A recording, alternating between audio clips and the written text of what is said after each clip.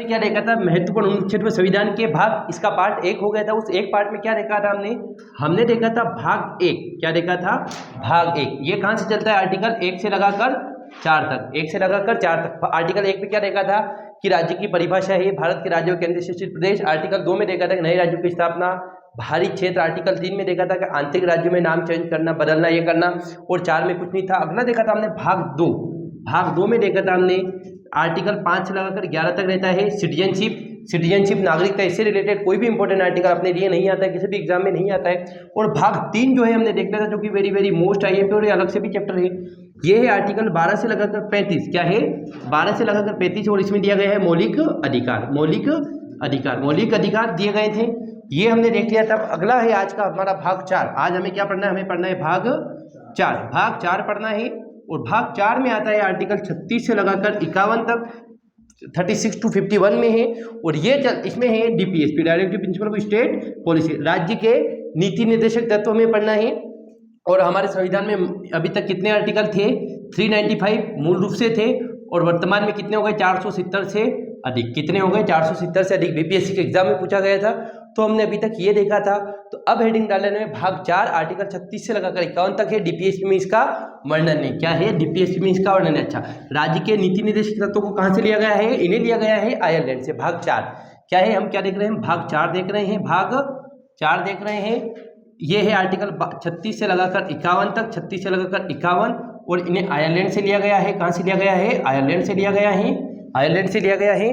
और इसका क्या काम है? ये लोक कल्याणकारी राज्य की स्थापना करने के लिए लाए गए हैं। तो हमें अब सीधा अपने तो देख क्या रहे हैं, अपना चैप्टर क्या है? एक तो भाग वाला चैप्टर है और एक अनुच्छेद वाला चैप्टर है। तो भाग हमने देख लिया, भाग 4। और अब आर्टिकल देखेंगे तो महत्वपूर्ण अनुच्छेद लिख लेना है। अनुच्छेद हमें लिखना है। क्या लिखना है? हमें अनुच्छेद लिखना है कि किस अनुच्छेद में क्या दिया गया है। तो लिखना है आर्टिकल 36। 36 में क्या है?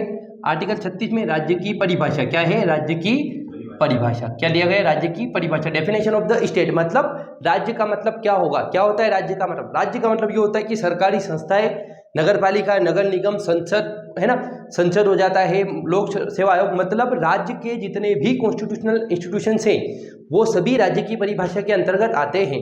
अगला आर्टिकल 37।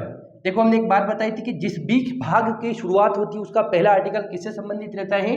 वो राज्य की परिभाषा से संबंधित रहता है। ये आपको याद रखना है, भारत के राज्य और केंद्र शासित प्रदेश। ठीक। अब आर्टिकल 37 में ये संसद में अपरिवर्तनशील है। क्या है? इनको संसद में कम नहीं किया जा सकता, बढ़ाया जा सकता है।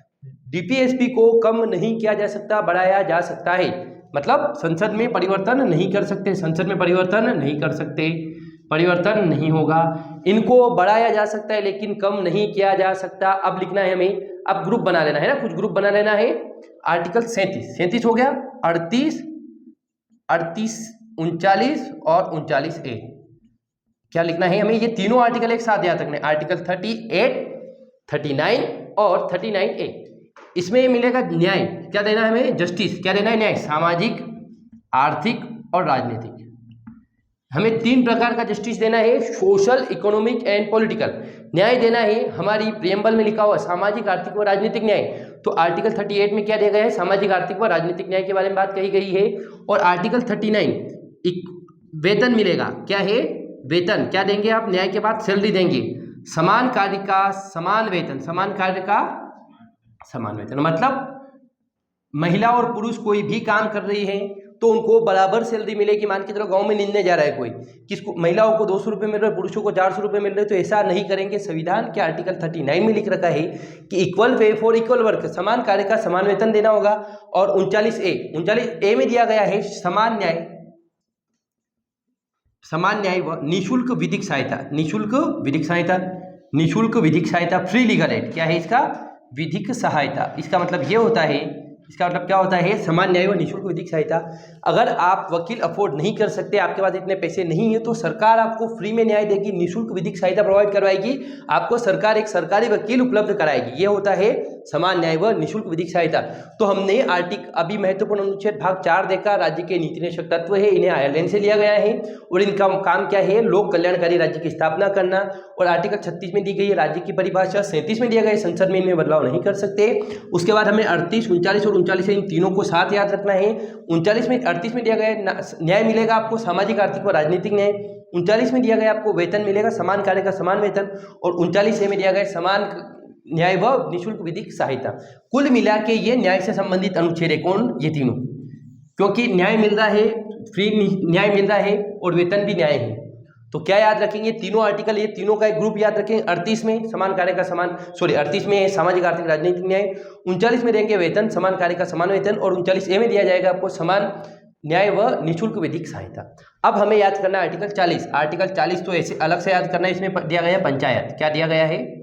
पंचायत की व्यवस्था दी गई। किसकी व्यवस्था? पंचायत की व्यवस्था। ठीक है, पंचायत है ना, ये ग्राम पंचायत की बात हो रही है यहाँ पे कि ग्राम पंचायत होगी, है ना, ग्राम पंचायत की बात हो रही है। अब ये हो जाता है आपका पंचायत। देखो इस आर्टिकल को दे दिया गया हमें, किसको? इसे हमें दे दिया गया है। सरकार ने पंचायती राज इंस्टीट्यूशन लेकर आ गए संविधान में 73वें संशोधन के माध्यम से। किसके माध्यम से? 73वें संशोधन 1992 के माध्यम से लागू हो चुका है। कौन सा आर्टिकल? आर्टिकल 40 संविधान का आर्टिकल 14 लागू हो चुका है। आर्टिकल 40 लागू हो चुका है। 40 में आपको न्याय मिल चुका है ना। अब अगला आ जाता है आपको 41, 42 और 43। 40 आर्टिकल 41, 42 और 43 इन तीनों को एक साथ याद रखना है आपको, साथ याद रखना है। 41 में दिया गया कुछ दशा में काम। कुछ दशा में काम मतलब क्या है? मतलब ये है कि आपको सरकार कैसे भी करके काम उपलब्ध कराएगी, कैसे भी करके सरकार काम उपलब्ध कराए। जैसे सरकार इसको लेकर मनरेगा लेकर आई। क्या लेकर आई? MNREGA, Mahatma Gandhi national rural employment guarantee act, MNREGA लेकर आई सरकार। कुछ दशा में काम दिया लोगों को। उसके बाद दिया है 42 में न्याय संगत काम होना चाहिए। काम क्या होना चाहिए? न्याय संगत होना चाहिए। काम कौन सा होना चाहिए? जस्टिसेबल काम होना चाहिए, न्याय संगत काम होना चाहिए। काम ऐसा हो कि जो न्याय संगत हो और मानवीय दशा में हो, है ना, मानवीय दशा में हो, मानवीय दशा में काम होना चाहिए, मानवीय दशा में काम होना चाहिए। ऐसा न हो कि काम आपको सुबह 4 बजे से लेकर शाम को 10 बजे तक काम कराए, नहीं, काम मानवीय दशा वाला होना चाहिए। और आर्टिकल 43 में दिया गया निर्वाह मजदूरी व कुटीर उद्योग, मतलब आपको सैलरी इतनी मिलनी चाहिए कि निर्वाह मजदूरी कर पाया। निर्वाह मजदूरी व कुटीर उद्योग क्या दिया गया है? निर्वाह मजदूरी व कुटीर उद्योग। कुल मिला के इतना तो आपको पैसा दे सरकार या जो भी काम कराए कि आपकी निर्वाह मजदूरी हो पाए, और कुटीर उद्योग मतलब छोटे छोटे उद्योग आप में लग पाए। तो अभी तक हमने क्या पढ़ा है? आर्टिकल 36 राज्य की परिभाषा, 37 संसद में बदलाव नहीं कर सकते। 38 में दिया गया न्याय, सामाजिक, आर्थिक और राजनीतिक न्याय। 39 में दिया गया समान वेतन का समान कार्य का समान वेतन मिलेगा। 39A में दिया गया समान न्याय, निःशुल्क न्याय, वो फ्री लीगल एड मिलेगी आपको। 40 में पंचायत की व्यवस्था जो कि 73वें संशोधन के माध्यम से लागू कर दी गई है। 41, 42 और 43 ये काम से संबंधित। ये अनुच्छेद किससे संबंधित है? काम से, क्योंकि काम मिलेगा, अच्छा काम मिलेगा और निर्वाह मजदूरी, तो ये काम से संबंधित है।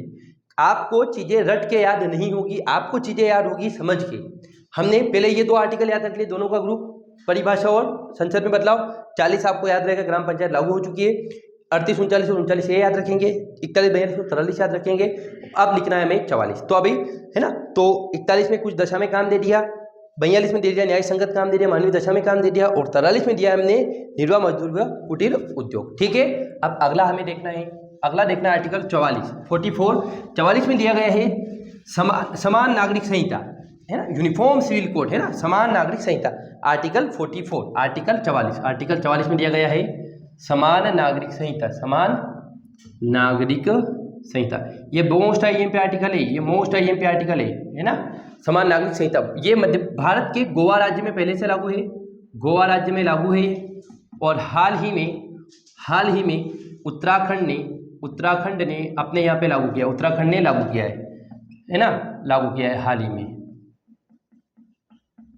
हाल ही में मतलब प्रेजेंटली उत्तराखंड ने अपने यहाँ पर लागू किया। क्या है? समान नागरिक संहिता, यूनिफॉर्म सिविल कोड। इसको यूसीसी भी बोलते हैं। क्या बोलते हैं?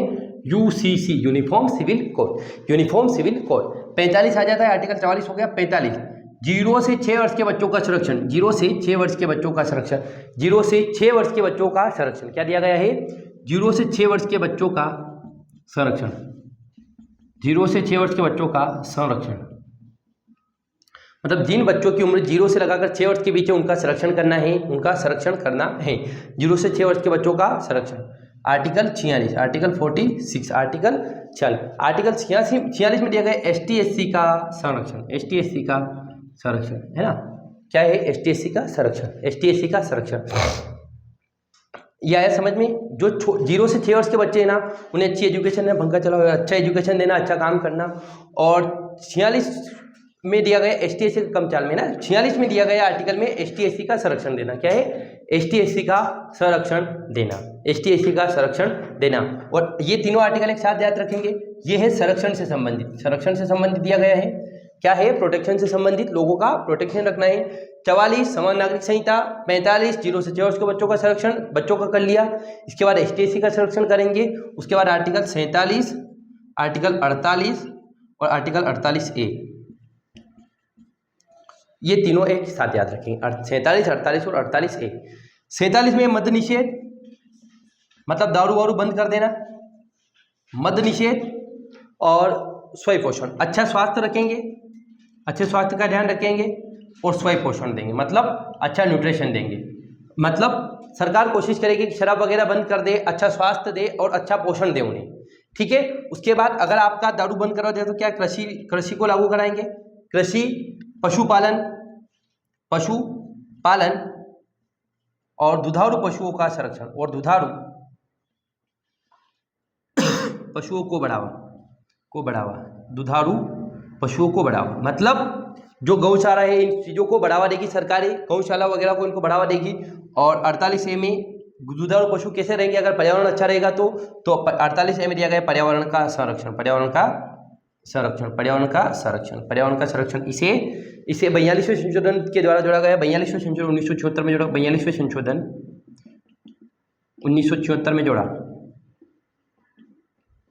हमने अभी ये देखा है, ये तीनों आर्टिकल किससे संबंधित है? संरक्षण से संबंधित है ना। ये स्वास्थ्य से संबंधित है, किससे संबंधित है? स्वास्थ्य से संबंधित।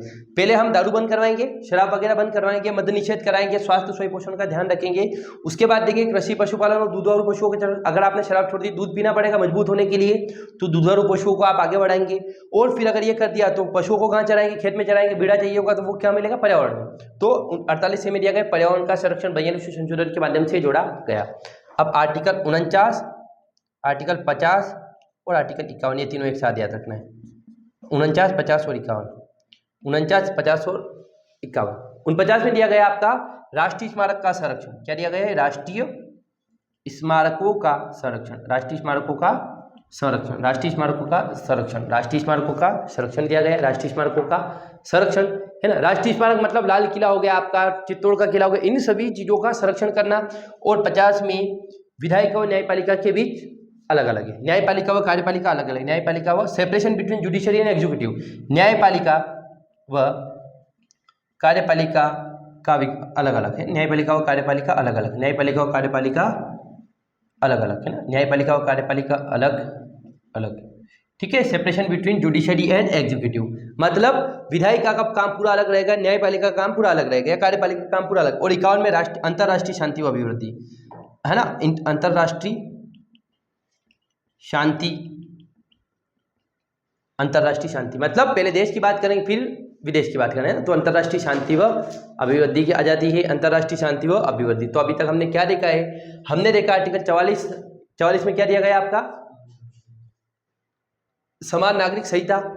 उसके बाद दिया गया, इसलिए गोवा पहला राज्य था जहाँ पे लागू थी और वर्तमान में उत्तराखंड ने लागू किया है। उसके बाद 45 में 0 से 6 वर्ष के बच्चों का संरक्षण, 46 में दिया गया एसटी/एससी का संरक्षण, 47 में दिया गया मद्य निषेध और स्वास्थ्य पोषण, 48 में दिया गया कृषि, पशुपालन और दुधारू पशुओं को बढ़ावा देना, 48A में दिया गया पर्यावरण का संरक्षण 42/1974 के माध्यम से जोड़ा गया, 49 में राष्ट्रीय स्मारकों का संरक्षण मतलब लाल किला वगैरह इनका संरक्षण करना, और 50 में दिया गया न्यायपालिका, विधायिक व कार्यपालिका अलग अलग होती है, और 51 में दिया गया अंतर्राष्ट्रीय शांति व अभिवृद्धि। अब हमें देखना है राष्ट्रपति से संबंधित महत्वपूर्ण अनुच्छेद, ठीक है। ये भाग 3 कंप्लीट हो चुका है। अब अगला है भाग 4 हो गया है, भाग 5 देखो, और एक और भाग है भाग 4A। भाग 4A में क्या दिया गया है? भाग 4A में दिया गया है मौलिक कर्तव्य। क्या दिया गया है? मौलिक कर्तव्य दिए गए आपके आर्टिकल 51A, अनुच्छेद 51A में, आर्टिकल 51A में क्या दिया गया? Fundamental duties. तो ये हो जाता है आपका भाग 4A।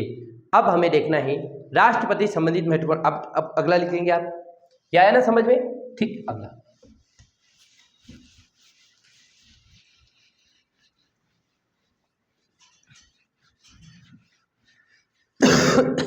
4A हो गया। अब अगला लिखना है भाग 5। भाग 5 है, भाग 5 आर्टिकल 52 से 151, आर्टिकल 52 से 151, यहाँ पर ही सारे काम खत्म हो जाते हैं, 52 से 152। अब लिखना है हमें राष्ट्रपति संबंधित अनुच्छेद, ऐसे हेडिंग डालना है, राष्ट्रपति से संबंधित अनुच्छेद, राष्ट्रपति से संबंधित अनुच्छेद, important article related to governor, important article related to president, sorry important article related to president. तो प्रेसिडेंट की शुरुआत होती है 52 से, आर्टिकल 52 से। तो अब इंपॉर्टेंट आर्टिकल पढ़ रहे हैं, हम सभी नहीं पढ़ रहे हैं ना, तो आर्टिकल 52, 53, 52, 53, 54, 61, 72, आर्टिकल 85, आर्टिकल 85, 85, हाँ 85, 85, आर्टिकल 123, 123 और आर्टिकल 143 प्रेसिडेंट से रिलेटेड, और आर्टिकल 185 हो गया, 111। ये कुछ आर्टिकल इंपॉर्टेंट आर्टिकल है, केवल प्रेसिडेंट से रिलेटेड। बहुत ही ज़्यादा इंपॉर्टेंट आर्टिकल है 52, राष्ट्रपति का पद क्या है, पोस्ट ऑफ द प्रेसिडेंट, राष्ट्रपति का पद, राष्ट्रपति का पद आ जाता है 52 में, क्या है पद। और राष्ट्रपति 53 में आ जाता है शक्तियाँ व कार्य, शक्तियाँ व कार्य, शक्तियाँ व कार्य, work and power, work and power, work and power, work and power. 53 में आ जाता है आपका निर्वाचन, क्या है इलेक्शन, प्रेसिडेंट का इलेक्शन कैसे होगा, 53 में आ जाएगा इलेक्शन, 53 में। और 61 में आ जाएगा महाभियोग, महाभियोग इम्पीचमेंट, ये वेरी वेरी मोस्ट है, एमपीपीएससी एग्जाम में हर साल आता है महाभियोग, इम्पीचमेंट, इम्पीचमेंट महाभियोग की पावर है।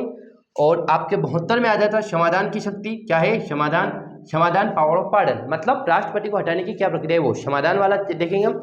72 में आ जाता है आपका समाधान। 85 में देखेंगे लोकसभा का विघटन, डिसोल्यूशन ऑफ लोकसभा, लोकसभा का विघटन, लोकसभा का विघटन। और 111 में ही, 111 में दिया गया है आपका, 111 में ही वीटो पावर, क्या है वीटो पावर, वीटो पावर या वीटो शक्ति, आर्टिकल 111 में है वीटो शक्ति या वीटो पावर। इसके बाद आ जाता है 123, 123 में आ जाता है अध्यादेश जारी करेंगे, वेरी वेरी मोस्ट आईएमपी है ये अध्यादेश, क्या करेंगे अध्यादेश जारी करेंगे। और 143 में सुप्रीम कोर्ट से सलाह, सुप्रीम कोर्ट से सलाह, सुप्रीम कोर्ट से सलाह। ये ही कुछ इंपॉर्टेंट आर्टिकल है रिलेटेड टू प्रेसिडेंट। कौन सा 52 पोस्ट ऑफ दी प्रेसिडेंट, राष्ट्रपति का पद, 53 में शक्तियाँ व कार्य, वर्क एंड पावर, 54 में दिया गया इनका इलेक्शन, इलेक्शन का नाम है एकल संक्रमणी मत पद्धति, इनके निर्वाचन प्रक्रिया का नाम क्या है STVS, single transferable vote system, single transferable vote system, है ना। अच्छा, और क्वेश्चन क्या आता है पता है कि राष्ट्रपति के चुनाव में कौन कौन भाग लेता है, तो संसद के और राज्य विधानसभाओं के निर्वाचित सदस्य, member of all elected member of parliament and state legislative assembly, ना तो इसमें मनोनीत सदस्य भाग लेते हैं और ना ही इसमें विधान परिषद के सदस्य भाग लेते हैं। क्या क्वेश्चन आएगा कि राष्ट्रपति के निर्वाचन में कौन भाग लेता है, member of parliament, elected member of parliament and elected member of state legislative assembly, कौन है संसद के निर्वाचित व राज्य विधानसभाओं के निर्वाचित सदस्य, विधान परिषद के सदस्य के चुनाव में भाग नहीं लेते। 61 में देखा था महाभियोग, इनको हटाने की प्रक्रिया इम्पीचमेंट, 72 में देखा समाधान की शक्ति पावर ऑफ पार्डन, और 85 में देखा था लोकसभा का विघटन करेंगे, मतलब लोकसभा को डिसोल्व कर देंगे, 111 में वीटो पावर का उपयोग करेंगे, 123 में अध्यादेश जारी करेंगे, ऑर्डिनेंस जारी करेंगे, और 143 में सुप्रीम कोर्ट से सलाह लेंगे। अब अगला लिख लेना है हमें उपराष्ट्रपति संबंधित, है ना, article related to vice president, vice president उपराष्ट्रपति से संबंधित, उपराष्ट्रपति से संबंधित केवल दो आर्टिकल 63 और आर्टिकल 64 और एक लिख लो आर्टिकल 70। उपराष्ट्रपति क्या है, उपराष्ट्रपति का पद 63 में और 64 में दिया गया राज्यसभा के सभापति होंगे, राज्यसभा के सभापति होंगे। 64 में क्या दिया गया राज्यसभा के सभापति होंगे, और 70 में दिया गया राष्ट्रपति के पद का निर्वहन, राष्ट्रपति के पद का निर्वहन।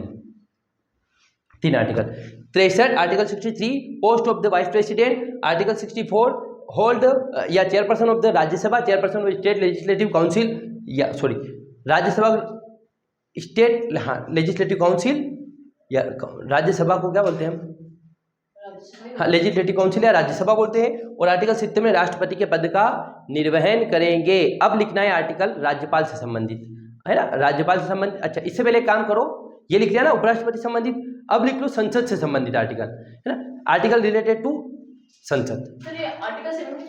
70 में राष्ट्रपति के पद hold post absence of president, president जब एब्सेंस रहेंगे ना तो उनकी गैर मौजूदगी में ये पोस्ट को होल्ड करेंगे। अब लिखना है प्रधानमंत्री संबंधित लिख लो। चलो एक काम करो, प्रधानमंत्री ऑप्शन मतलब जैसे प्रेसिडेंट मर गए, हाँ नहीं मर गए वो, हाँ हाँ तभी प्रधानमंत्री है ना, प्रधानमंत्री के आर्टिकल है 74 और 75। किसका आर्टिकल 74 और 75, 74 और 75। 74 में है मंत्रिपरिषद, काउंसिल ऑफ मिनिस्टर, क्या दिया गया है मंत्री परिषद। 74 में क्या दिया गया है मंत्रिपरिषद, और 75 में पीएम इसका हेड होगा, प्राइम मिनिस्टर मंत्रिपरिषद का हेड होगा। बस मंत्रिपरिषद से संबंधित और प्रधानमंत्री से संबंधित केवल 2 आर्टिकल है, जबकि इतनी इंपॉर्टेंट संस्था है ये, है ना। क्या है, केवल आर्टिकल 74 एक मंत्रिपरिषद होगा और 75 में दिया गया है PM is the head of the council of minister. ठीक है, अब हमें आर्टिकल लिखना है, आर्टिकल रिलेटेड टू पार्लियामेंट। क्या लिखना है, हेडिंग डालना है आपको, इंपॉर्टेंट आर्टिकल रिलेटेड है किससे, संसद से संबंधित है, इंपॉर्टेंट आर्टिकल रिलेटेड है संसद से संबंधित। लिख लेना है संसद से संबंधित अनुच्छेद।